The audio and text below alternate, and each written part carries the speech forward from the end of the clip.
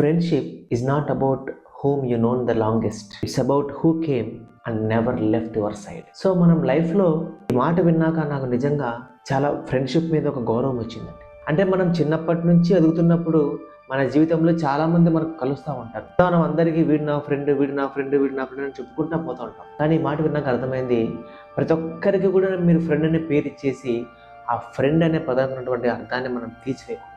Friend అంటే ఎవడంటే, నీకు ఎటువంటి కష్టం వచ్చినా బాధ వచ్చినా, నువ్వు ఆనందంలో ఉన్నా, నువ్వు ఆశ్చర్యంలో ఉన్నా, నువ్వు గెలిచినా, నువ్వు ఓడినా, నువ్వు ఎలా ఉన్నా, అందంగా ఉన్నా, అందవిహీనంగా ఉన్నా, వాట్ ఎవర్ నువ్వు ఎలాగున్నా వాడు నీ దగ్గర ఉండాలి, వాడు నీతో ఉండాలి. గెలిచినప్పుడు నీతో కలిసి గెలవాలి, ఆనందపడినప్పుడు నీతో కలిసి ఆనందించాలి, నువ్వు ఏడ్చినప్పుడు నీతో కలిసి ఏడవాలి. సో నువ్వు ఎలాంటి సిచ్యుయేషన్లో ఉన్నా కూడా నీ పక్కన ఉంటాడే, నువ్వు ఇలాంటి పరిస్థితులు గుండా పోతున్నా కూడా నీతో ఉంటాడే, వాడే నిజమైన ఫ్రెండ్.